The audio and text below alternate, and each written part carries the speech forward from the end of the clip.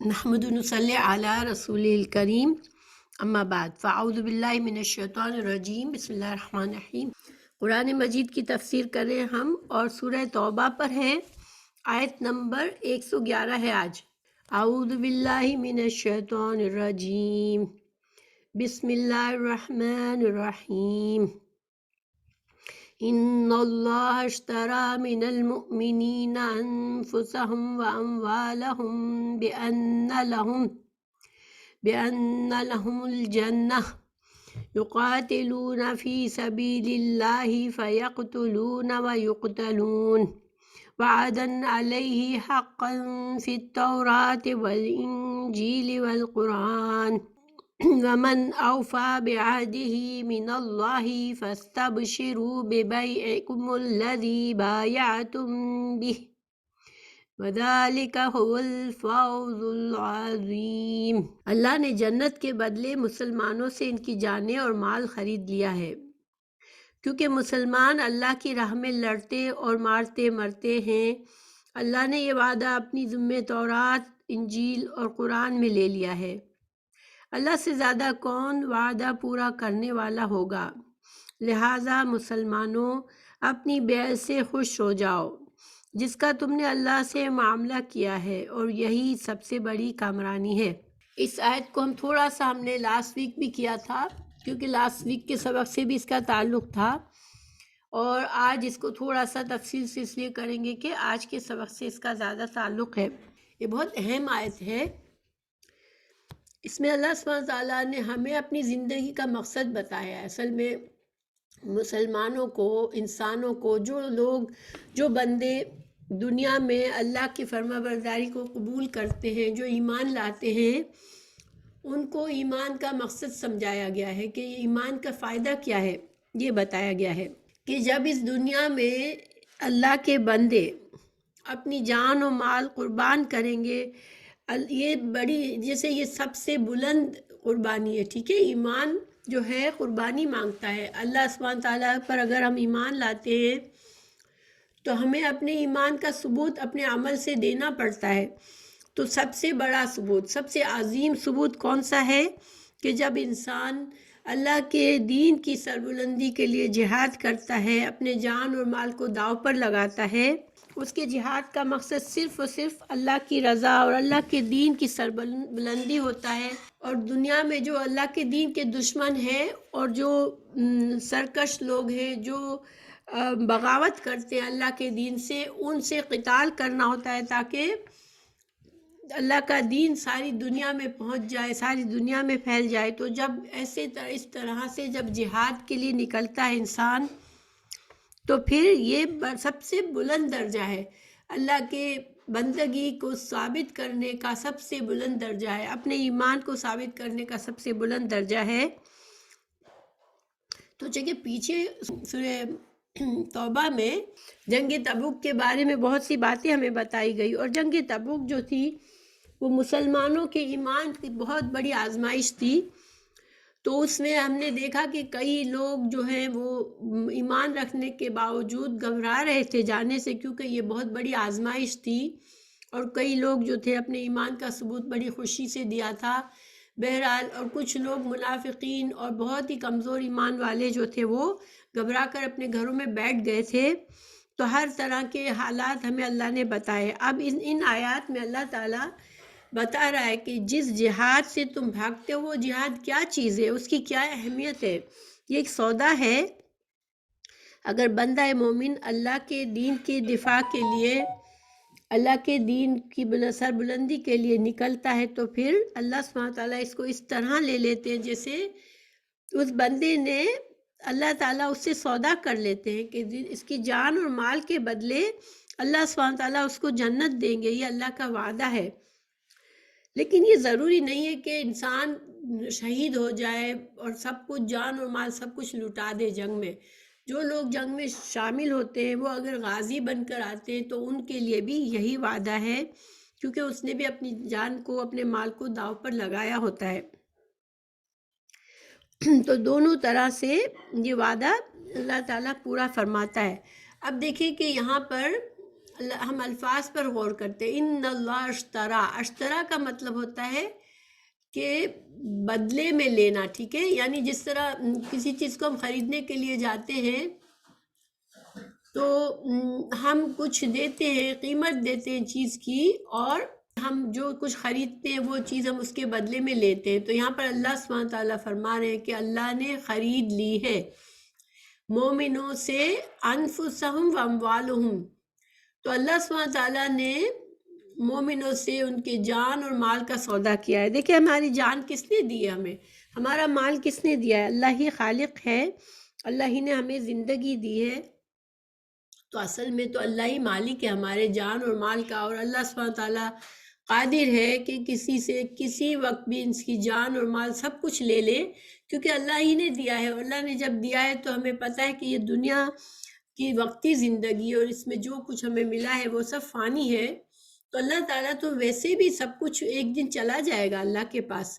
یعنی ہماری انسان دنیا سے موت آئے گی، رخصت ہوگا تو سب کچھ چھوڑ کے جائے گا، لیکن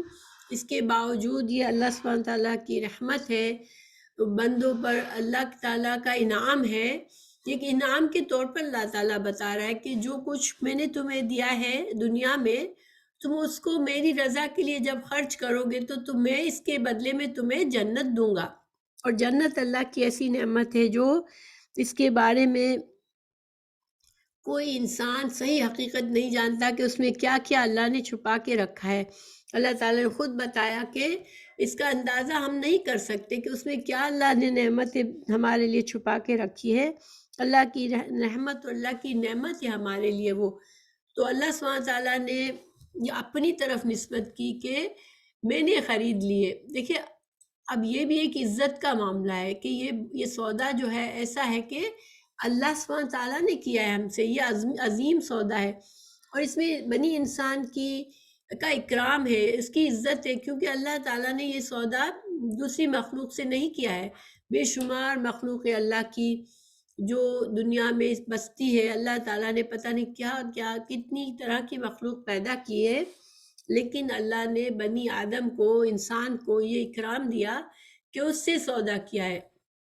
اس کو اختیار دیا ہے کہ تمہیں اختیار ہے اس جان اور مال کو تم جو چاہو کرو، اگر دنیا میں تم جس طرح سے چاہتے ہو کر لو گے، اور تو تب تمہاری موت آئے گی تو تم سے سب کچھ چلا جائے گا،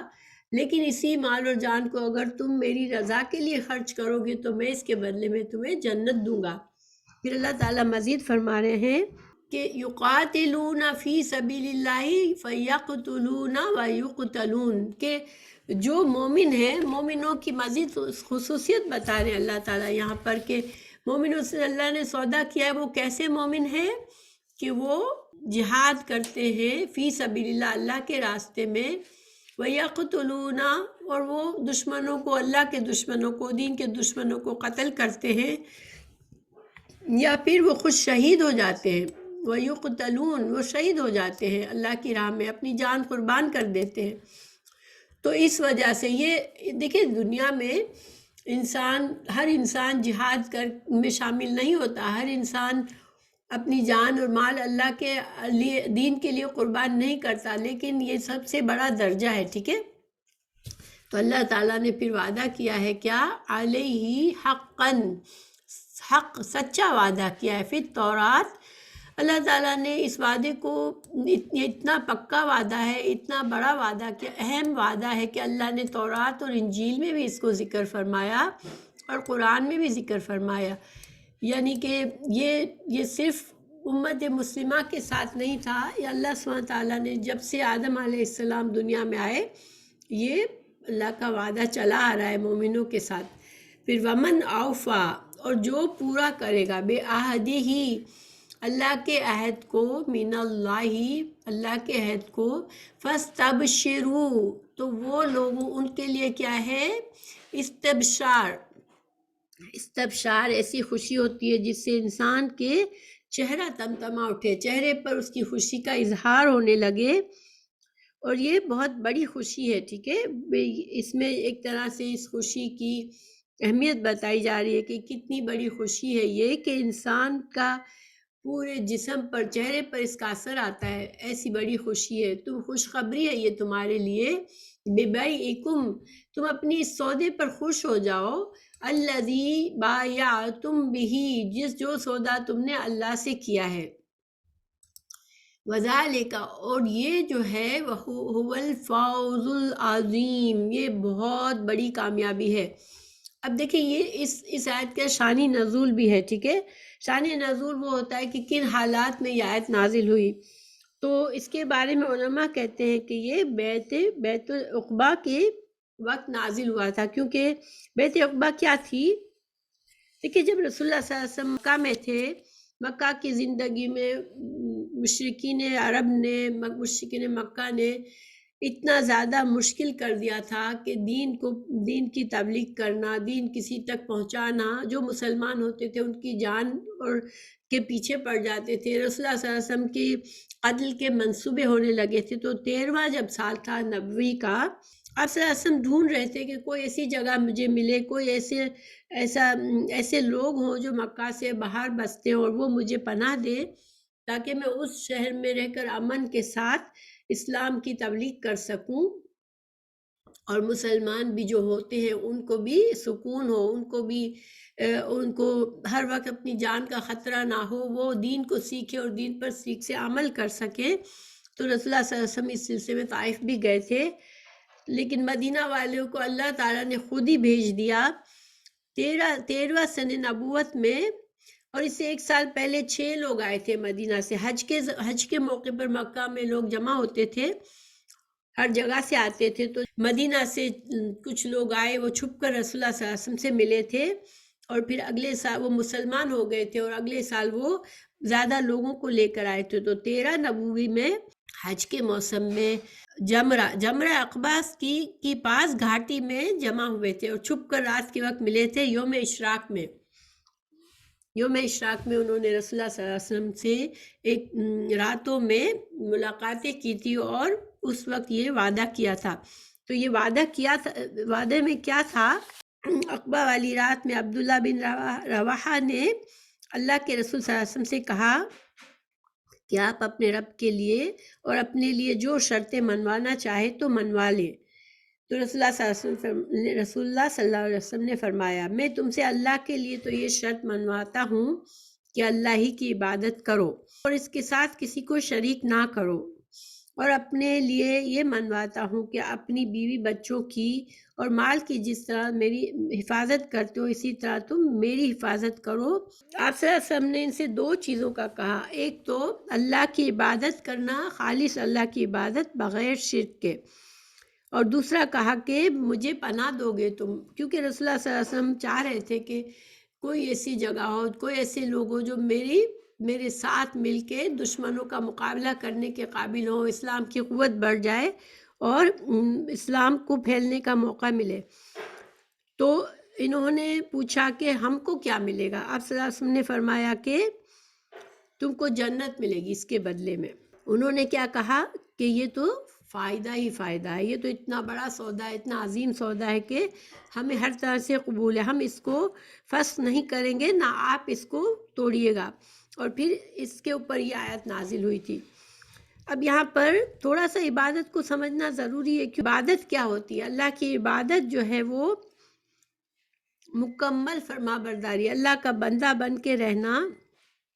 اور زندگی کو اس طرح سے گزارنا کہ ایک ایک لمحہ اسے احساس ہو کہ میرا رب مجھ سے ناراض نہ ہو، جس طرح سے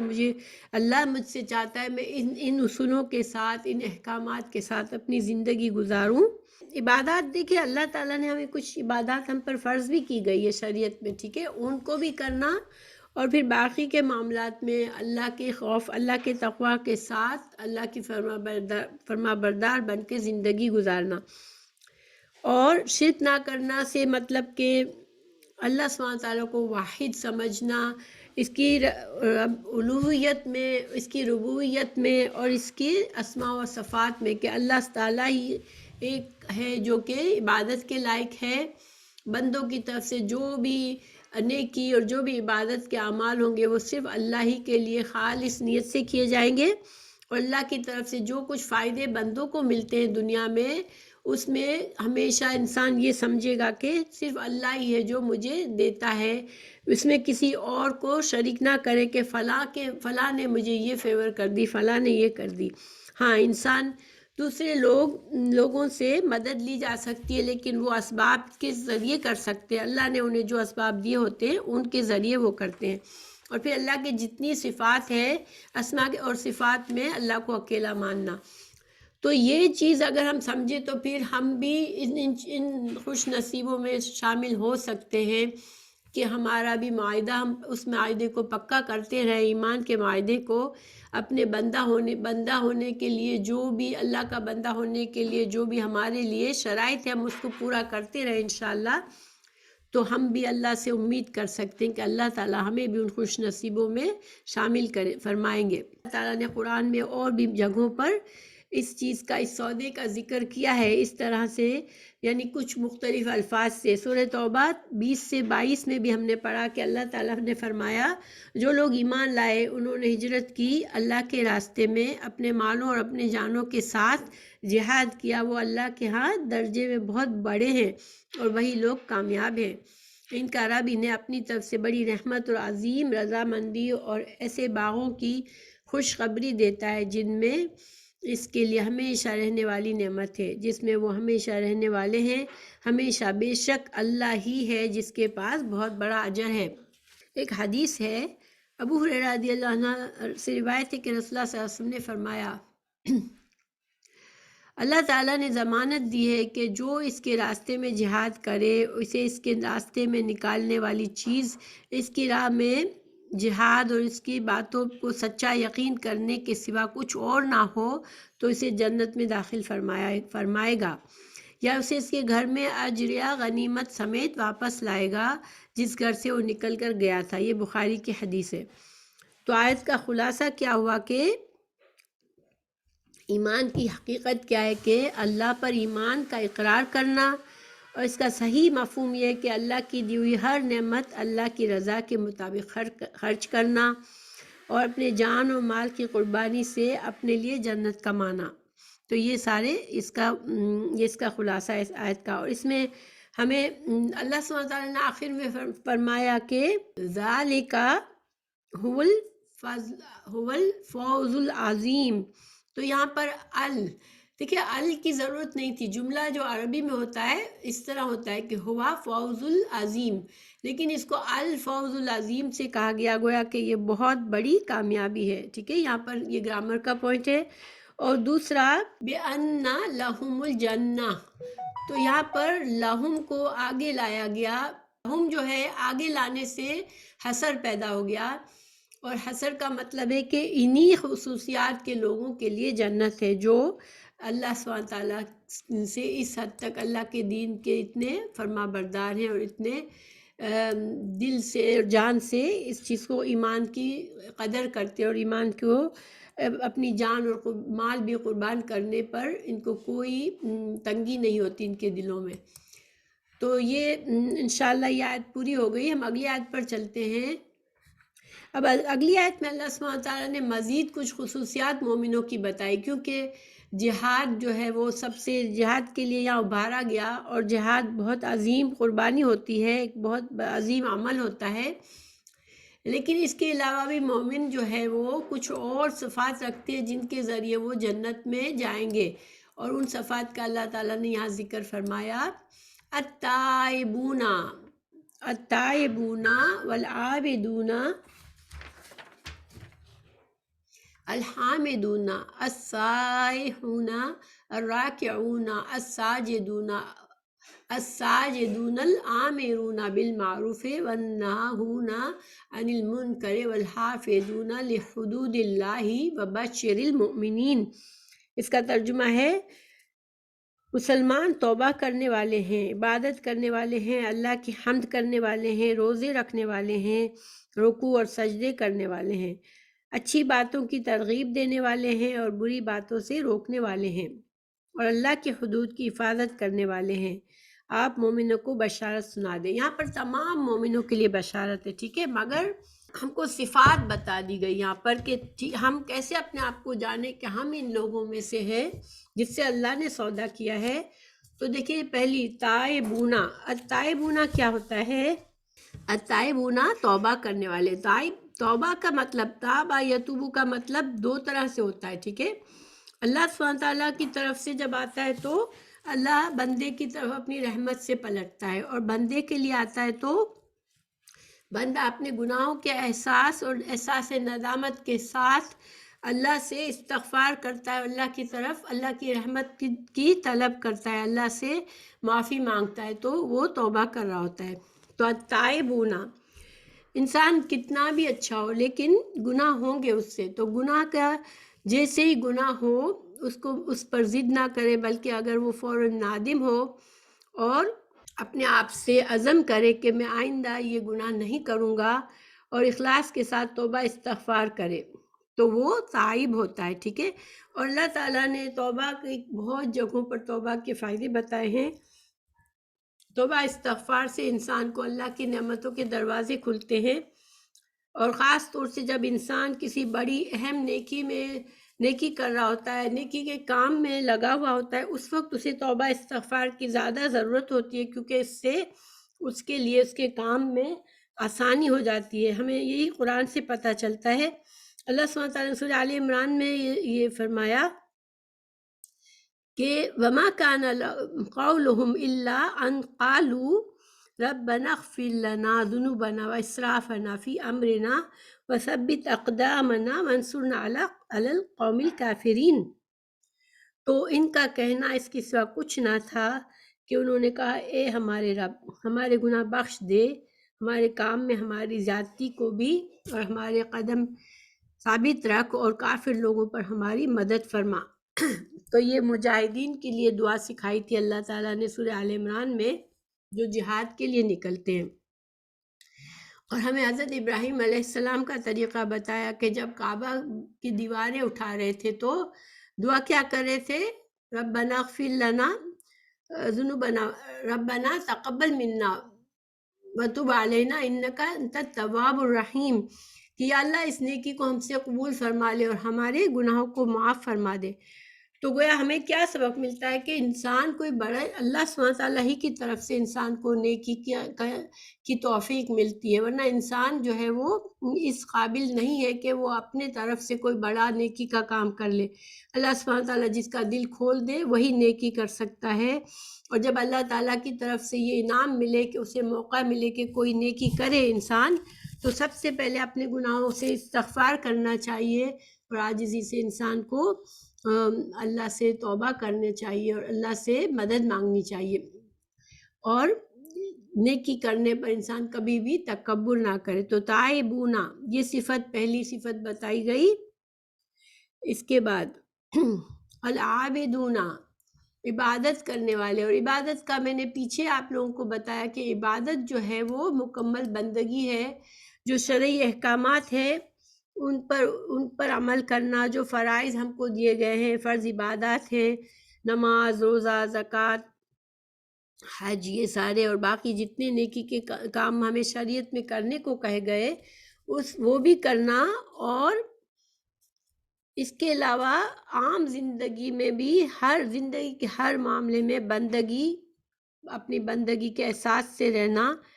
انسان اللہ کا بندہ بن کے رہے، اللہ کے خوف کو دل میں رکھے، اور ہر کام میں یہ خیال رکھے کہ میرے اللہ مجھ سے ناراض ہو، میں ایسا کوئی کام نہ کروں. تو یہ کیا ہے؟ عابد ہوتا ہے انسان، عبادت گزار ہوتا ہے. پھر الحامدون، حمد کا مطلب ہوتا ہے تعریف. تو اس کے بھی دو طرح سے سمجھا جا سکتا ہے. دیکھیے حمد جو ہے، ایک تو انسان جب کائنات کی چیزوں پر غور و فکر کرتا ہے. اللہ تعالیٰ نے کئی بار قرآن میں ہمیں کہا کہ غور کرنے کی دعوت دی آسمان زمین کی تخلیق پر، اور مختلف چیزیں اللہ نے جو دنیا میں بنائی ہے ان پر غور و فکر کرنا. اور جب غور و فکر انسان کرے، اللہ کا خیال اس کے دل میں آئے کہ یہ اللہ سبحانہ تعالیٰ کی تخلیق ہے، اللہ سبحانہ تعالیٰ کی ذات کتنی عظیم ہے جس نے یہ ساری تخلیق کی ہے، یہ سب کائنات بنائی ہے. تو ایک تو اس طرح سے انسان اللہ کی تعریف کرتا ہے کہ اللہ کی مخلوق کی، اللہ کی تخلیق کی عظمت اور اس کی بڑائی کو دل میں محسوس کرتا ہے اور اس کی اللہ کی تعریف اس کے دل میں محسوس ہوتی کہ واقعی وہ ذات قابل تعریف ہے جس نے یہ بنایا ہے۔ دوسری جو حمد ہے وہ زبان سے ہوتی ہے، انسان اللہ سبحانہ تعالیٰ کی تسبیح کرتا ہے اور دعا کرتا ہے اور اچھے کلمات ادا کرتا ہے، حمد و ثنا کرتا ہے، تو یہ زبان سے تعریف ہے۔ تو یہ دونوں خصوصیات مومن کے اندر ہونی چاہیے کہ وہ آنکھیں بند کر کے زندگی نہ گزارے مگر کائنات پر غور و فکر کرے اور اللہ کی قدرت کو پہچانے، اللہ کی تعریف دل سے کرے اور پھر اللہ سے زبان سے تعریف، اللہ کی تسبیح کرے انشاءاللہ۔ تو یہ سائحون حامدونہ ہوتے ہیں۔ سائحونہ جو ہے اس کے بھی دو معنی کیے گئے، ایک تو سیر و سیاحت کرنا، لیکن سیر و سیاحت یہ نہیں کہ پکنک پر جا رہے ہیں گھوم رہے ہیں، ابھی انسان وہ بھی کر سکتا ہے، ٹھیک ہے، لیکن ایک مومن جو ہوتا ہے وہ کہیں بھی جاتا ہے، کچھ دنیا میں زمین پر کچھ ایسے چیزیں دیکھتا ہے اور اس سے وہ عبرت حاصل کرتا ہے۔ اگر انسان کوئی سی جگہ سے گزرتا ہے جس قوم پر عذاب ہوا ہے تو اللہ سے مغفرت مانگتا ہے اور اس سے عبرت لیتا ہے۔ تو یعنی کہ عبرت کے نظر سے جو انسان سیاحت کرتا ہے، پھر دوسرا انسان راہ حق میں جد و جہد کرنے کے لیے سفر کرتا ہے، تیسرا اپنے علم حاصل کرنے کے لیے انسان علم کی تلاش میں سفر کرتا ہے، پھر دین کی اشاعت اور تبلیغ کے لیے سفر کرتا ہے۔ یہ سارے جو ہے وہ سائحون میں آ جاتے ہیں، سیر و تفریح کرنا، مگر مقصد کیا ہو کہ اللہ سبحانہ تعالیٰ اپنے دین سے تعلق ہو، اللہ سبحانہ تعالیٰ کے احساس کے ساتھ ہم کر رہے ہیں، اپنے دین کی سربلندی کے لیے کر رہے ہیں۔ پھر راکعون، اور سائحون کا دوسرا معنی کیا، روزہ رکھنے والے، کیونکہ جب روزہ رکھتا ہے انسان تو اللہ کے لیے روزے میں انسان سارے گناہ کے کام کانشیسلی یعنی خاص محنت کر کے گناہوں سے بچتا ہے روزے کے دوران، تو گناہوں سے دور جاتا ہے، پھر اللہ کی خاطر وہ کھانا پینا چھوڑتا ہے، شہوت کو چھوڑ دیتا ہے۔ تو یہ چونکہ روزہ اسی وجہ سے سائحون کہلاتا ہے۔ جب انسان اپنے گھر کو اللہ کے دین کی سربلندی کے لیے چھوڑتا ہے تو وہ سفر ہوتا ہے، اور وہ سفر جو ہوتا ہے وہ اس کو سائحون میں شامل کرتا ہے، اور جب روزے میں اللہ کے جب گناہ کے کام چھوڑتا ہے تو وہ سائحون میں شامل ہوتا ہے۔ پھر الراکعون، تو والراکعون ساجدون، تو اس میں نماز آ گئی، فرض نمازیں بھی آ گئی اور نفلی نمازوں میں بھی کثرت کرتا ہے بندہ مومن۔ العامرون بالمعروف، پھر صرف اپنی حد تک وہ نہیں رہتا بلکہ وہ لوگوں کو بھی نیکی کے کاموں کی تبلیغ کرتا ہے، لوگوں کو اچھی باتیں بتاتا ہے، لوگوں کو برائی کرنے سے اس کو روکتا ہے اور واعظ و نصیحت کرتا ہے، کسی کی خیرخواہی کرتا ہے۔ کافر لوگوں کے لیے بھی ان کی خیرخواہی کسے کرتا ہے کہ ان کو اسلام سکھاتا ہے، مسلمان بنانے کی کوشش کرتا ہے، اور جو مسلمان ہوتے ہیں ان کو بھی نواز و نصیحت سے ان کے اسلام کو بہتر بنانے کی تاکید کرتا ہے، اور صرف دوسروں کو ہی نہیں بلکہ خود اپنی ذات میں بھی اپنے آپ پر کڑی نظر رکھتا ہے کہ وہ ہر طرح سے اللہ کی حدود کی پابندی کرے اور اللہ کے ہر حکم کی اطاعت کرے۔ یہ جو ہے وہ امر بالمعروف نہی عن المنکر جو ہے وہ ناہون عن المنکر، تو یہ ایک اہم صفت ہے جس سے اگر ایک اسلامی معاشرہ اس کو بالکل چھوڑ دیتا ہے تو سارا معاشرہ جو ہے وہ تباہی کی طرف جاتا ہے، اور پھر اللہ سبحانہ تعالیٰ ایسے لوگوں کی دعائیں بھی نہیں قبول کرتا جو امر بالمعروف اور عن النہی منکر کو بالکل چھوڑ دیتے ہیں۔ یہ جو ہے فرض کفایہ ہے، یعنی ایک معاشرے میں ضروری ہے کہ کچھ نہ کچھ لوگ ایسے ہوں جو یہ کام کرتے ہوں، اور ہر لیول پہ انسان اصل میں دیکھا جائے ہر لیول پر انسان جو ہے کسی نہ کسی کے ماتحت کوئی نہ کوئی اس کے ماتحت ہوتے ہیں، جیسے والدین ہیں تو بچوں کے لیے بچوں کی ذمہ داری اس پر ہوتی ہے، اسی طرح گھر کے بڑے کی ذمہ داری ہوتی ہے، تو ہر لیول پر ہر انسان کے پاس گنجائش ہے کہ وہ کسی نہ کسی طرح امر بالمعروف اور نہی عن المنکر کرے۔ پھر والحافظون لحدود اللہ، اب اس میں سب کچھ آ گیا، اللہ کی حدود کی حفاظت کرنے والے۔ تو جب اللہ کی حدود کیا ہے، شریعت کے احکامات ہیں، تو پھر شریعت کے احکامات کو پوری طرح سے عمل کرنے والا ہو۔ بشر المؤمنین، پھر یہ ساری خصوصیات ہیں، تو پھر ایسے مومنوں کو خوشخبری دے دو۔ وبشر المؤمنین میں بھی مبالغہ ہے کہ اصل خوشخبری کے، جنت کی خوشخبری کے حقدار جو ہیں یہ مومن ہیں جن کے اندر یہ خصوصیات ہیں۔ تو پچھلی آیت نمبر 111 اور 112 میں اصل میں ہمیں سارا ایمان کا مقصد سکھا دیا گیا کہ اگر تم اپنے آپ کو مومن سمجھتے ہو تو پھر اپنے آپ کو دیکھو کہ تم ان خصوصیات میں کون سی خصوصیات میں کمی ہے تمہارے اندر، اور تم ان کو بڑھانے کی کوشش کرو، اور اللہ کی اس جنت کے وعدے کو حاصل کرنے کی کوشش کرو۔ کیونکہ دیکھیں جنت اللہ کی رحمت ہے، اللہ کی نعمت ہے۔ انسان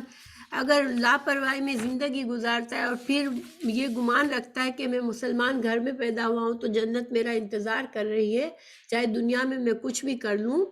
تو پھر یہ جو ہے ایک خام خیالی ہے۔ اللہ سبحانہ تعالیٰ نے ہمیں قرآن میں واضح فرما دیا ہے کہ اگر ہم نے زبان سے اپنے آپ کو مسلمان کہا ہے تو ہمیں اپنے عمل سے مسلمان بن کر دکھانا ہے، مومن بن کے دکھانا ہے، اللہ کا فرما بردار بن کے دکھانا ہے۔ تو اب اس آیت کی بعد ہم آگے چلتے ہیں۔ وَمَا كَانَ لِلنَّبِيِّ وَالَّذِينَ آمَنُوا أَن يَسْتَغْفِرُوا لِلْمُشْرِكِينَ وَلَوْ كَانُوا أُولِي قُرْبَىٰ مِن بَعْدِ مَا تَبَيَّنَ لَهُمْ أَنَّهُمْ أَصْحَابُ الْجَحِيمِ۔ اب اس نبی اور ان لوگوں کے لیے یہ جو ایمان لائے ہیں، کبھی جائز نہیں کہ وہ مشرکوں کے لیے بخشش کی دعا کرے، خواہ وہ قرابت دار ہوں،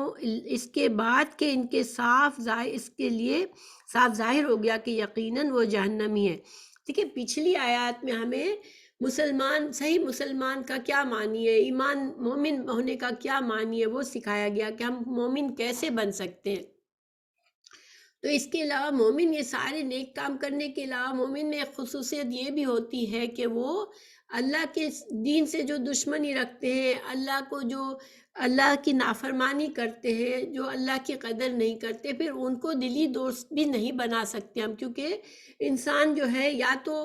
انسان اگر حق کو پسند کرتا ہے تو باطل کو کبھی نہیں پسند کرے گا، اور اللہ سبحانہ تعالیٰ سے محبت رکھنے والا اللہ کے دشمنوں سے کبھی محبت نہیں کرے گا۔ اس لیے اللہ تعالیٰ نے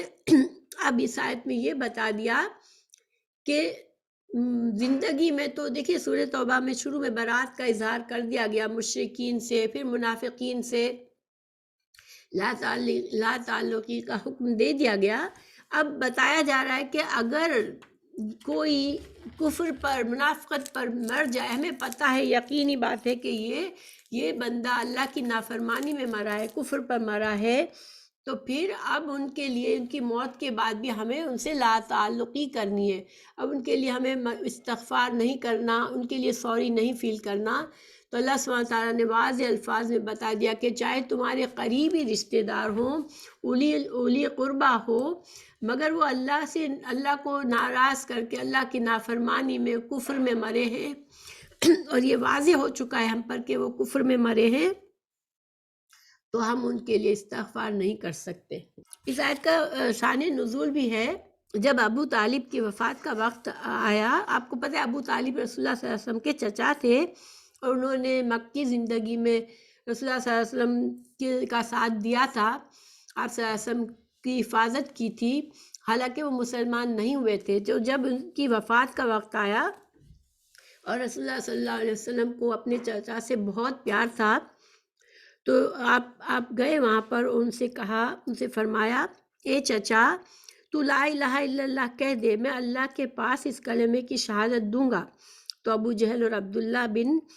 امیہ نے ابو طالب سے کہا، کیونکہ یہ سارے بڑے بڑے دشمن بھی پہنچے ہوئے تھے، اسلام کے دشمن، اور انہوں نے ابو طالب سے کہا، کیا تو عبد المطلب کے دین سے منہ موڑ رہا ہے؟ عبد المطلب آپ کے دادا تھے۔ تو اب ابو طالب جب مر رہے ہیں تو ان سے کہہ رہے کہ اپنے باپ کے دین سے تو پھر جائے گا۔ رسول اللہ صلی اللہ علیہ وسلم اس کے سامنے یہی کلمہ پیش کرتے رہے، یعنی کہ آپ صلی اللہ علیہ وسلم بار بار کہتے رہے یا چچا اے چچا آپ کلمہ پڑھ لیں، میں آپ کے شہادت دوں گا۔ لیکن ساتھ ہی ساتھ وہ جو دشمن تھے ابو جہل اور عبداللہ بن امیہ، انہوں نے بار بار یہی کہا کہ تو مرتے وقت اپنے باپ کے دین سے غداری کرے گا، اس سے منہ موڑے گا۔ تو پھر کیا ہوا کہ آخر بات اس نے جو آخری کلمہ کہا یعنی ابو طالب نے کہ اعلیٰ ملت عبد المطلب، کہ میں عبد المطلب کے دین پر مر رہا ہوں۔ تو پھر اس نے لا الہ الا اللہ کہنے سے انکار کر دیا۔ تو رسول اللہ صلی اللہ علیہ وسلم نے فرمایا اللہ کی قسم میں تیرے لیے استغفار کرتا رہوں گا جب تک مجھے منع نہ کر دیا گیا۔ اس پر یہ آیت نازل ہوئی۔ یہ بخاری کی حدیث ہے۔ اب ہم سوچ سکتے ہیں رسول اللہ صلی اللہ علیہ وسلم کے دل کی حالت کیا ہوگی، اپنے پیارے چچا کو جس سے اتنا زیادہ محبت کرتے تھے، اب ان کی موت کفر پر ہو رہی ہے، آپ پوری کوشش کر رہے کہ وہ کلمہ پڑھ لیں، لیکن ظالم ان کے ساتھی جو تھے وہ اس کو کلمہ نہیں پڑھنے دیتے اور وہ خود بھی اقرار کر دیتے کہ میں کلمہ نہیں پڑھ رہا، میں عبد المطلب کے دین پر ہوں۔ ان کے بارے میں صحیح حضرت عبداللہ بن عباس کی حدیث ہے مسلم میں کہ جہنم میں سب سے ہلکا عذاب ابو طالب کو ہوگا، اسے آگ کی 2 جوتیاں پہنائی جائیں گی جس کی وجہ سے اس کا دماغ کھول رہا ہوگا۔ دیکھیں جہنم کا سب سے ہلکا عذاب اس کو ہوگا، لیکن وہ عذاب کیسا ہوگا کہ اس کو جوتیاں آگ کی ہوں گی اور اس کا دماغ کھول رہا ہوگا۔ اللہ سبحانہ تعالیٰ ہمیں جہنم کے ایک لمحے ایک جھونکے سے بھی ہمیں محفوظ رکھے، کیونکہ جہنم ایسی جگہ ہے کہ انسان کبھی اپنے آپ کو یہ نہ سوچ لے کہ کوئی بات نہیں میں کلمہ ہوں تو کچھ دیر اگر جہنم میں چلا بھی گیا تو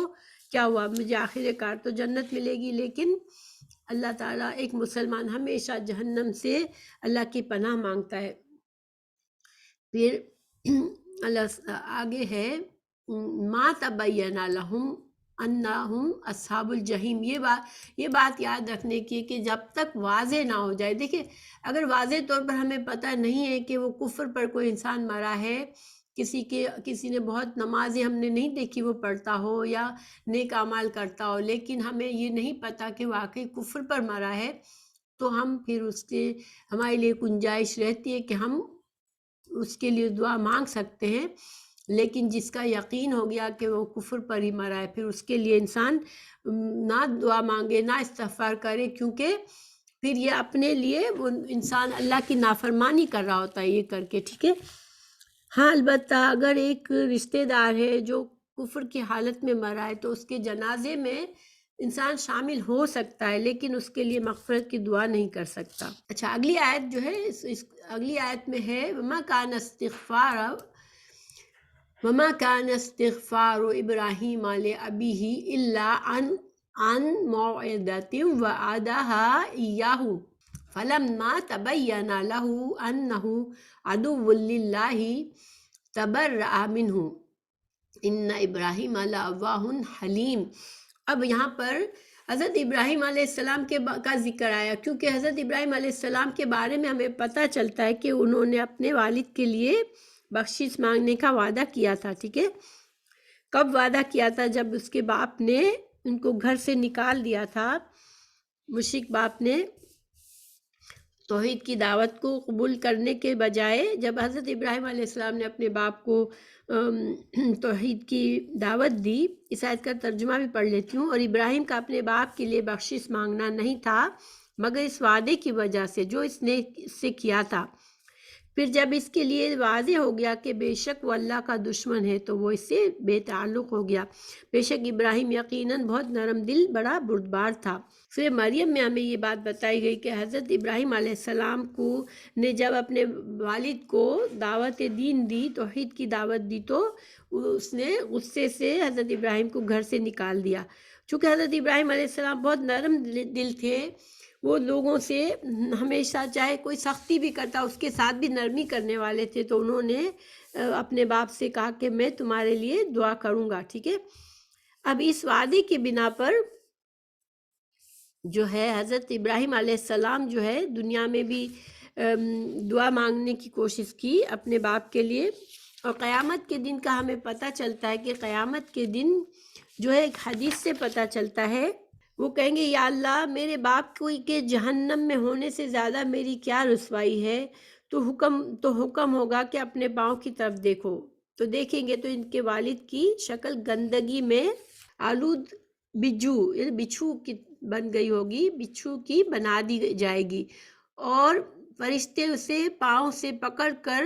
جہنم میں پھینک دیں گے، تو نہ کوئی اسے پہچانے گا کہ یہ ابراہیم کا والد ہے، اور نہ ان کی رسوائی ہوگی۔ یعنی کہ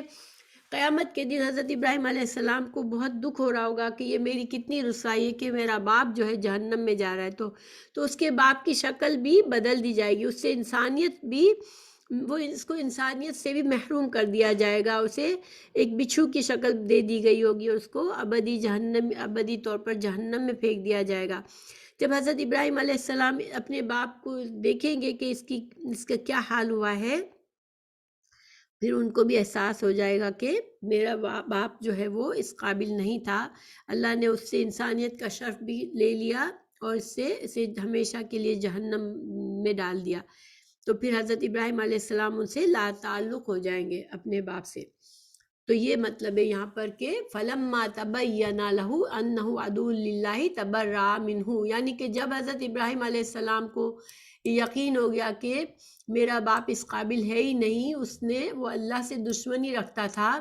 تو اس کا انجام یہی ہونا تھا، تو پھر حضرت ابراہیم علیہ السلام بھی ان سے لا تعلق ہو گئے۔ پھر اللہ تعالیٰ بتا رہے ہیں کہ اِنَّ إِبْرَاهِيمَ لَأَوَّاهٌ حَلِيمٌ، یہ ابراہیم علیہ السلام کے نرم دلی کا بتا رہے کہ وہ کیوں اس کا باپ نے تو خود ابراہیم علیہ السلام کے ساتھ بھی ظلم کیا تھا، لیکن حضرت ابراہیم علیہ السلام تھے ہی ایسے کہ وہ بہت زیادہ دعائیں کرنے والے، بہت زیادہ آہیں بھرنے والے تھے، معافی مانگنے والے تھے، اور لوگوں کے ساتھ اچھا کرنے والے تھے، اس وجہ سے انہوں نے یہ کیا تھا، یعنی ان کی اپنی نرم دلی نے ان کو مجبور کیا تھا کہ وہ جو ہے اپنے باپ کے لیے اتنی نرمی رکھتے تھے دل میں۔ اواہن کی تفسیر میں ایک حدیث بھی ہے کہ اواہ یعنی کثرت سے رونے والا، کثرت سے دعائیں مانگنے والا، ہر وقت اللہ سے معافی مانگنے والا۔ ایک شخص نے آپ صلی اللہ علیہ وسلم سے پوچھا کہ اواہ کا کیا معنی ہے؟ فرمایا رونے والا، اللہ کے آگے گر گرانے والا، اور آپ نے اس آیت کی یہی جملہ پڑھ کر سنایا، تو اس آیت میں جو اواہ حلیم کہا گیا ہے، تو یہ اس میں حضرت ابراہیم علیہ السلام کی یہ صفت بتائی گئی ہے۔ دیکھیں اللہ سبحانہ تعالیٰ کو نرمی پسند ہے، اللہ تعالیٰ اپنی مخلوق سے بھی رحمت کا معاملہ کرتا ہے،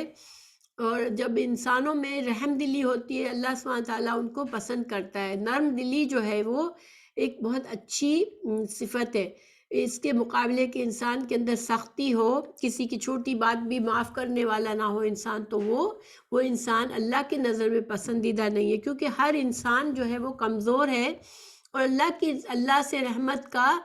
طالب ہے، تو اگر ہم بندوں پر رحم نہیں کریں گے، بندوں کی چھوٹی چھوٹی باتوں پر ان کے ساتھ زیادتی کریں گے، تو پھر اللہ سے ہم کیسے رحمت کی امید کر سکتے ہیں؟ پھر اللہ تعالیٰ نے فرمایا مَا كَانَ اللَّهُ لِيُضِلَّ قَوْمًا بَعْدَ إِذْ هَدَاهُمْ حَتَّى يُبَيِّنَ لَهُم مَا يَتَّقُونَ إِنَّ اللَّهَ بِكُلِّ شَيْءٍ عَلِيمٌ۔ تو یہاں پر اس آیت کا کیا مقصد ہے؟ دیکھیں جب اس کا شان نزول میں یہ ہے کہ کچھ لوگوں کو یہ ڈر ہوا جب یہ آیت ہوئی کہ نازل ہوئی کہ کسی مشرک کے لیے دعا نہ کرے، تو کچھ لوگوں کے دلوں میں ڈر ہوا کہ کیا پھر ہم تو گنہگار ہو گئے، ہم نے تو اپنے مشرکین رشتہ داروں کے لیے دعائیں مغفرت کی تھی، تو یہ آیت نازل ہوئی کہ نہیں، جب تک اللہ تعالیٰ حکم آ جاتا ہے، اللہ کی طرف سے ایک حکم آ گیا، اس کے بعد نافرمانی پر پکڑ کی جاتی ہے، لیکن اگر حکم ہی نہیں آیا، جب تک اگر وہ نافرمانی کا کام انسان سے ہوا ہے، تو اللہ سبحانہ تعالیٰ غفور رحیم ہے، اگر انسان حکم آنے کے بعد اپنی برائی کو چھوڑ دے، ٹھیک ہے، یعنی حکم آنے کے بعد بھی جو برائی نہیں چھوڑتا، پھر اس کے لیے تو معافی نہیں ہے، لیکن جس نے پہلے گناہ کیا، پھر حکم آیا، ممانعت آ گئی، تو پھر اس نے اپنے آپ کو سنبھال لیا اور اپنے آپ کو اس سے بہتر کر لیا، تو پھر اس کی پکڑ نہیں ہے۔ پھر اللہ سبحانہ تعالیٰ نے فرما رہے ہیں، اور اللہ تعالیٰ نے یہاں فرمایا کہ اللہ ہر چیز پر علم رکھنے والا، یعنی کہ اللہ تعالیٰ دلوں کا حال جانتا ہے۔ اگر کسی نے لا علمی میں پہلے گناہ کیا تھا، مگر جب حکم آ گیا، اسے پتہ چل گیا اور پھر اس نے اپنے آپ کو اس گناہ سے بچایا، تو اللہ تعالیٰ جان لے گا اور اللہ تعالیٰ اس کی پکڑ نہیں کرے گا۔ پھر ان اللہ لہ ملک السماوات والارض یحیی و یمیت وما لکم من دون اللہ من ولی ولا نصیر۔ تو اس آیت میں اللہ تعالیٰ کی قدرت بتائی جا رہی ہے۔ ایک طرح سے مومنوں کو سمجھایا جا رہا ہے کہ جب اللہ ہی ہے جو کہ زمین اور آسمان کا مالک ہے، تمہاری زندگی اور موت کا مالک ہے، اور تمہارے لیے اللہ کے مقابلے میں کوئی اور مددگار اور حامی نہیں ہے، اگر اللہ کو تم نے ناراض کر دیا نافرمانی سے تو کوئی تمہاری مدد کرنے والا نہیں ہے، تو پھر اللہ کے دشمنوں سے تم کیوں دوستی رکھو گے؟ یعنی دیکھیں، دنیا میں انسان کن لوگوں سے محبت ہو جاتی ہے تو اس کو نبھانے کی کوشش کرتا ہے، اور اس میں بعض اوقات یہ نہیں دیکھتا کہ یہ انسان کا اللہ سے کیا معاملہ ہے۔ ویسے تو ہم کسی کو جج نہیں کر سکتے، کوئی گنہگار ہے بظاہر، کوئی برے کام کرتا ہے، لیکن وہ خود کو مسلمان بھی کہتا ہے، تو ہم اس کو جج نہیں کر سکیں گے، اس کا معاملہ اللہ کے ساتھ ہے۔ اس کو زندگی میں سکھا سکتے ہیں، سمجھا سکتے ہیں کہ یہ مت کرو، یہ گناہ ہے، چھوڑ دو، لیکن اس کی موت کے بعد ہم اس کے بارے میں کوئی گمان نہیں کر سکتے۔ لیکن جانتے بوجھتے اللہ سے جو اسلام سے دشمنی رکھنے والے ہیں، ان سے دلی دوستی جو ہے ہمیں کئی بار منع کیا گیا ہے کہ ہم ان سے دلی دوستی نہ کریں، کیونکہ وہ ہمارے ایمان کا نقصان کرتی ہے۔ انسان کے دل میں دو محبت ایک جگہ نہیں ہو سکتی، یا تو اللہ کی محبت ہے تو اللہ کے دشمن کی محبت اس کے دل میں نہیں ہو سکتی۔ اس لیے اللہ تعالیٰ نے سمجھایا کہ جب تم جانتے ہو کہ اللہ ہی ہے ہر چیز کا مالک، زمین آسمان کی ہر چیز کا مالک ہے، تمہاری جانوں کا بھی مالک ہے، اور جب چاہے گا وہ تمہیں موت دے دے گا، تو پھر تم اللہ کو ناراض کر کے کسی اور کی محبت میں تم ایسا کام مت کرنا، کیونکہ پھر اللہ کے عذاب سے تمہیں کوئی نہیں بچا سکتا۔ لقد تاب اللہ علی النبی والمہاجرین والانصار الذین اتبعوه فی ساعۃ العسرۃ من بعد ما کاد یزیغ قلوب فریق منہم ثم تاب علیہم انہ بہم رؤوف رحیم۔ دیکھیں، ہمیں پچھلی آیات میں سورہ توبہ میں ہمیں مختلف لوگوں کے بارے میں بتایا گیا کہ کچھ لوگ جو تھے ایمان والے تھے، مگر انہوں نے ان سے کوتاہی ہوئی تبوک کے معاملے میں، کیونکہ یہ بہت ہی مشکل حکم تھا۔ اللہ تعالیٰ خود بتا رہے ہیں کہ فی ساعۃ العسرہ، یہ بہت سخت حکم تھا، یہ بہت مشکل حالات تھے لوگوں کے لیے۔ فرما برداری کے ساتھ اس جہاد پر نکلنا یہ کوئی معمولی کام نہیں تھا، یہ بہت بڑا امتحان تھا۔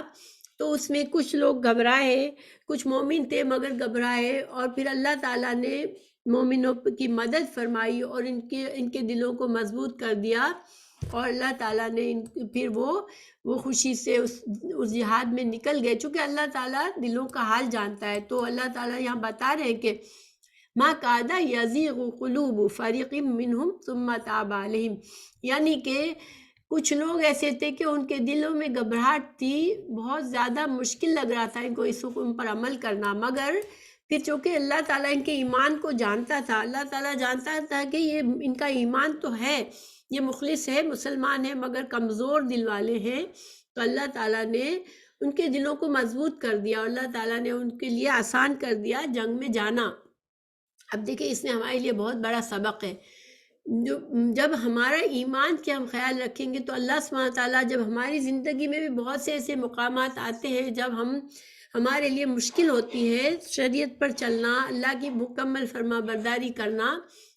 لیکن اگر ہمارا معاملہ ہمیشہ سے اللہ سے اچھا رہا ہوگا تو اللہ تعالیٰ ہمیں ان مشکل حالات میں ہمارے دل کو مضبوط کر دے گا اللہ، اور ہمیں ثابت قدمی عطا کر دے گا، اور ہمیں گناہوں میں گرنے سے بچا دے گا،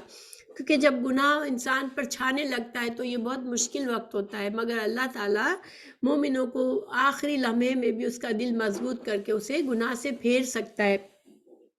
ہم نے جنگ احد میں بھی دیکھا کہ جو لوگ گھبرا گئے تھے مگر وہ مومن تھے، تو اللہ نے بتایا کہ اللہ نے ان کے دلوں کو مضبوط کر دیا۔ انہ بہم رؤوف الرحیم، کیونکہ اللہ سبحانہ تعالیٰ بندوں پر بہت رحم رعوف ہے، بہت شفقت کرتا ہے اللہ، بندوں پر بہت رحم کرتا ہے۔ اللہ تعالیٰ پسند نہیں کرتا کسی بندے کو مشکل میں ڈالنا، یا اللہ تعالیٰ پسند نہیں کرتا کہ لوگ کسی کے اندر ایمان تو ہے اس کو گمراہی کی طرف اللہ نہیں ڈال دیتا ہے۔ اللہ تعالیٰ اس کی مدد فرماتا ہے، اسے گمراہی سے بچا لیتا ہے اللہ، مگر بندے کے اندر اخلاص ضروری ہے، کیونکہ اگر اس کا ایمان شروع سے ہی مخلص نہیں ہے، اس کی محبتیں، اس کی چاہتے، سب کچھ جو ہے وہ اللہ کی نافرمانی کے کاموں میں ہے، تو پھر وہ دوسرا معاملہ ہے۔ لیکن ایک مخلص انسان اگر کبھی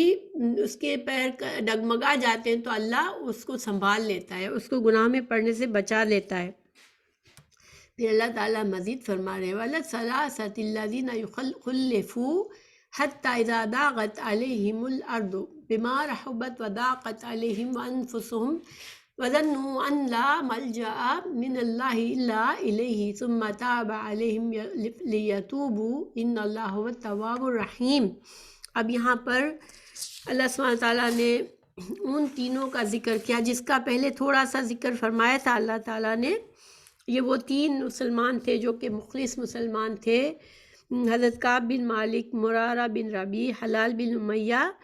اور وہ اپنی بس سستی میں آ گئے اور آج نکلیں گے کل نکلیں گے میں جہاد پر نہ نکلے۔ تو اللہ تعالیٰ جب رسول اللہ صلی اللہ علیہ وسلم واپس آئے تو اب سب جب منافقین نے اپنے جھوٹے بہانے سنائے تو ان لوگوں نے اپنے سچا اقرار کر لیا کہ یا رسول اللہ ہمارے پاس کوئی وجہ نہیں تھی کہ ہم نہ جاتے، بس ہم اپنی دل کی سستی سے رہ گئے کہ ہم آج نکلیں گے کل نکلیں گے، اور اس میں ہم نے وقت گزار دیا۔ تو رسول اللہ صلی اللہ علیہ وسلم نے ان سے کہا کہ میں ان کا واسطہ تھوڑا سا ان کے بارے میں بتا دیتی ہوں کہ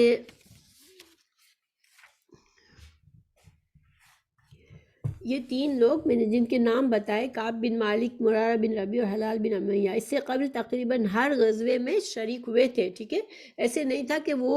مسلمانوں کے ساتھ نیک کاموں میں اور غزوات میں شریک نہیں ہو رہے تھے، وہ ہر غزوے میں شریک ہوئے تھے۔ اس غزوہ تبوک میں صرف سستی کی وجہ سے شریک نہیں ہو سکے، بعد میں انہیں اپنی غلطی کا احساس ہوا تو سوچا کہ ایک غلطی پیچھے رہنے کی ہے، تو اب جو ہے منافقین کی طرح ہم جو ہے جھوٹ نہ بولے۔ تو منافقین جو تھے وہ رسول اللہ صلی اللہ علیہ وسلم کی خدمت میں آ کر جھوٹے عذر پیش کرتے تھے اور آپ صلی اللہ علیہ وسلم ان سے درگزر کرتے تھے، لیکن وہ رسول اللہ صلی اللہ علیہ وسلم کی خدمت میں آئے اور صاف صاف اعتراف کر لیا کہ ان کے لیے سزا کے لیے اپنے آپ کو پیش کر دیا کہ یا رسول اللہ آپ جو چاہے ہمیں سزا دے دے، ہم سے غلطی ہوئی ہے، ہم جا سکتے تھے لیکن ہم نہیں گئے۔ نبی صلی اللہ علیہ وسلم نے ان کے معاملے میں اللہ تعالیٰ کے سپرد کر دیا کہ وہی ان کے بارے میں کوئی حکم نازل فرمائے گا، مگر آپ صلی اللہ علیہ وسلم نے اس دوران تمام صحابہ سے ان سے فرما دیا کہ ان سے بائیکاٹ کا حکم دے دیا آپ صلی اللہ علیہ وسلم نے۔ تو یہاں تک کہ کوئی ان سے بات چیت نہیں کرتا تھا اور ان کی طرف کوئی دیکھتا نہیں تھا، ان سے سلام دعا نہیں کرتا تھا کوئی۔ 40 راتوں کے بعد حکم آیا کہ وہ اپنی بیویوں سے بھی دور رہیں۔ پھر یہ وقت وہ تھا کہ جس کا نقشہ اللہ تعالیٰ نے 3 جملوں میں کھینچا ہے کہ زمین اپنی وسعت کے باوجود ان پر تنگ ہو گئی اور خود ان کی جانیں ان پر تنگ ہو گئی، اور انہوں نے یقین کر لیا کہ بے شک اللہ سے پناہ کے لیے کوئی جگہ اس کے جناب کے سوا نہیں۔ یعنی دیکھیں ایک مسلمان ہے، اللہ پر ایمان لانے والا ہے، اب اس کو یہ خاص سامنے پتہ چل جائے اللہ مجھ سے ناراض ہے، مجھ سے تمام مسلمان ناراض ہے، مجھ سے رسول اللہ صلی اللہ علیہ وسلم ناراض ہے، تو اس کی کیا حالت ہوگی کہ وہ زندہ ہوتے ہوئے بھی زندہ نہیں رہے گا۔ یہی حال ان کا ہوا کہ ان کو ایسا لگا کہ زندگی تنگ ہو گئی، اپنا وجود ان کو اپنا وجود سے بھی نفرت ہونے لگی، اپنا وجود بھی ان پر بوجھ ہو گیا۔ اب اللہ سبحانہ تعالیٰ نے اس آیت میں ان کے لیے مغفرت، ان کی توبہ کا اعلان کر دیا۔ اللہ تعالیٰ نے ان کو ثم تاب علیہم لیتوبوا، اللہ تعالیٰ نے ان کی توبہ، ان کے اوپر مہربان ہو گیا اللہ، تاکہ وہ لیتوبوا، دیکھیں پھر بھی لیتوبوا، تاکہ وہ مزید توبہ کرے، یعنی کہ آئندہ کے لیے وہ تائبون میں سے بن جائے، اپنے گناہوں کا احساس کرتے رہے، اور کبھی جس طرح سے اس میں اللہ تعالیٰ نے ان کو پسند فرمایا کہ انہوں نے جھوٹ نہیں بولا، کم از کم سچی بات کی، ان کے سچ کی وجہ سے اللہ نے ان کی قدر فرمائی۔ اللہ تعالیٰ بہت توبہ کرنے والا، توبہ قبول کرنے والا اور رحم فرمانے والا ہے۔ پھر اللہ تعالیٰ نے تمام مسلمانوں سے مخاطب ہو کر فرمایا، یا ایھا الذین آمنوا اتقوا اللہ وکونوا مع الصادقین۔ دیکھیں پچھلی آیت میں جب ان تینوں کا ذکر آیا تو چونکہ انہوں نے سچ بات کہی تھی اور اللہ نے ان کے سچ کی قدر کی اور ان کو قرآن میں ان کے بارے میں الگ سے آیات نازل کر دی جو کہ قیامت تک پڑھی جائے گی، اور ان کے بابت لوگوں کو پتہ چلے گا ان کے سچ کے بارے میں کہ انہوں نے اتنے مشکل حالات میں، ظاہری بات ہے ان کو پتہ تھا کہ اب ہم سچ کہیں گے تو ہمیں سزا تو ملے گی، ہم نے غلطی کی ہے، ہم نے لاپرواہی کر لی ہے، لیکن پھر بھی انہوں نے سچ کہا تو اللہ تعالیٰ نے تمام مسلمانوں کو یہاں کیا فرما رہے ہیں، کونوا مع الصادقین۔ تو صادق کون ہوتے ہیں؟ اللہ سبحانہ تعالیٰ کے جو رسول اللہ صلی اللہ علیہ وسلم کے جو مخلص صحابہ کرام تھے وہ صادق تھے، وہ انہوں نے اپنے جب ایمان کا اقرار کیا تو اپنے قول سے اور اپنے عمل سے اپنے ایمان کو ثابت کیا اور دین کے بارے میں اپنے آپ کو پیش کر دیا، جو حکم رسول اللہ صلی اللہ علیہ وسلم نے دیا وہ انہوں نے بغیر سوچے، بغیر چوم و چرا کے انہوں نے آپ صلی اللہ علیہ وسلم کی پیروی اور اتباع کیا، اللہ سبحانہ تعالیٰ کے احکامات کو مانا، تو یہ صادق تھے۔ انہوں نے اپنے صادق سچا کرنا، یعنی جب انسان اب ایک قول ہے، اپنی زبان سے ہم لا الہ الا اللہ پڑھتے ہیں تو اس کی صداقت ہم کیسے ثابت کرتے ہیں؟ اپنے عمل سے۔ ایک منافق ہوتا ہے جس کا قول اور عمل جو ہے وہ متضاد ہوتا ہے، لیکن مومن کا قول مومن اپنے قول کی تصدیق اپنے عمل سے کرتا ہے، تو انہوں نے ہمارے لیے نمونہ بنا دیا، ٹھیک ہے۔ اللہ تعالیٰ یہاں فرما رہے کہ صادقین کے ساتھ ہو جاؤ، یعنی یہاں بھی ہمیں اشارہ دیا جا رہا ہے کہ جو رسول اللہ صلی اللہ علیہ وسلم کے صحابہ کرام نے جس طرح اس دین کو قبول کیا اور دین کے اپنے ایمان کو سچا کر کے اپنے عمل سے ثابت کر کے دکھا دیا، تو تم بھی ویسے ہی بن جاؤ اور اللہ کا تقویٰ کرو، ٹھیک ہے، کیونکہ اللہ کا تقویٰ ہمارے لیے مددگار ہے، ہمیں مدد کرے گا، ہمارے سچائی دین اعمال سے ہمارے ایمان کی صداقت کے لیے ہمارا جو تقویٰ ہے وہ ہمیں مدد کرے گا۔ تو الحمدللہ یہ پاورفل آیت ہے، ہمارے لیے سبق کیا ہے کہ دیکھیں جنت جو ہے اللہ کی رحمت ہے، اور جنت کے لیے انسان لاپرواہی نہیں کر سکتا۔ اس دنیا میں انسان کانشیسلی یہ جانے کہ میں نے اللہ سے وعدہ کیا ہے، میں اگر خود کو مسلمان کہتا ہوں تو میں یہ اس معاہدے میں شامل ہوں کہ اللہ نے میرے جان و مال سے سودا کیا ہے میرا، اور مجھے جنت اسی وقت ملے گی جب میں اس سودے کے ساری شرائط کو پوری کروں۔ اور اس کی شرائط کیا ہے کہ انسان اللہ کا بندہ بن کے زندگی گزارے اور ہر حال میں اللہ کی اطاعت کرے، اللہ کے دین سے محبت کرے، اور حد تک یہاں تک کہ جب جان اور مال کی کوئی بھی قربانی کا وقت آئے تو انسان اپنے عمل سے سچا ثابت کرے اور ہر طرح کی قربانی کے لیے تیار ہو جائے۔ تو یہ الحمدللہ ہمارا سبق پورا ہوا۔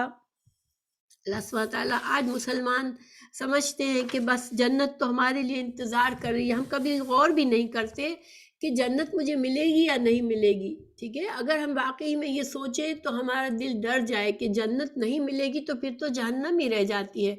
تو ہم اس سے ڈرتے نہیں ہیں، اسی لیے ہم بہت غور نہیں کرتے۔ لیکن یہ ضروری ہے کہ ہم آج سوچ لیں دنیا میں کہ ہم کہاں کھڑے ہیں اور کیا ہم واقعی میں جنت کے راستے پر ہیں، اگر نہیں ہے تو ہم اپنی اصلاح آج کر سکتے ہیں، کیونکہ مرنے کے بعد کوئی اصلاح نہیں ہے، کوئی معافی نہیں ہے۔ تو سبق پورا ہوا، جزاک اللہ خیر، سبحانک اللہم و بحمدک، اشہد ان لا الہ الا انت، استغفرک و اتوب الیک۔